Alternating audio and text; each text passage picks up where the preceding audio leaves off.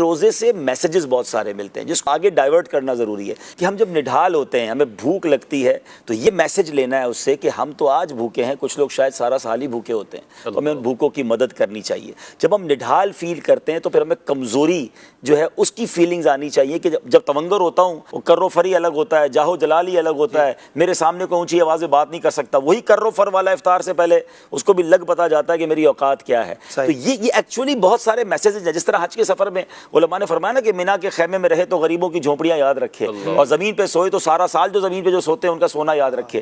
تو ایکچولی یہ ہمیں سب چیزیں یاد دلاتا ہے روزہ۔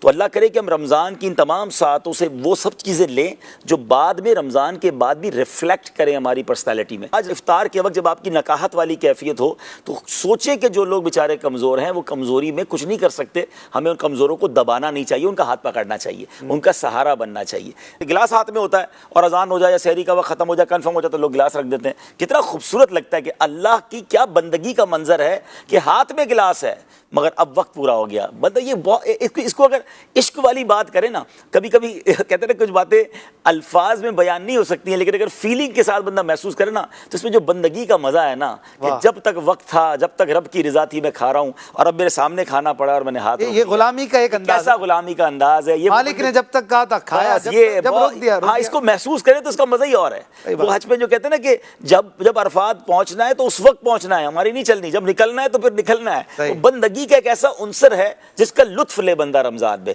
جس کا مزہ لے بندہ رمضان میں۔ تو ایک عشق والی بات اور کر دیتا ہوں کہ بہت ساری عبادتیں جو ہے وہ بزرگوں کی یا انبیاء کی، اللہ والوں کی یاد میں ہیں۔ صفا مروہ کی بی بی ہاجرہ کی دوڑ لگی تھی تو حضرت اسماعیل کے لیے، تو ان کی یاد میں سعی جو ہے وہ کر دی گئی حاجیوں کے لیے، عمرہ کرنے والوں کے لیے۔ تو عاشقان رسول کے لیے تو یہی کافی ہے کہ میرے آقا نے کچھ دن غار ہرا میں ان دنوں میں یوں سمجھیے کہ گزارے تھے اور رات عبادت میں گزارے تھے، تو اس یاد میں ہمارے لیے روزے رکھ دیے گئے۔ تو یہ محبوب کی یاد ہے، غار ہرا کی یاد ہے، نبی پاک کی ادا ہے، تو اس کو بندہ ادا کرے۔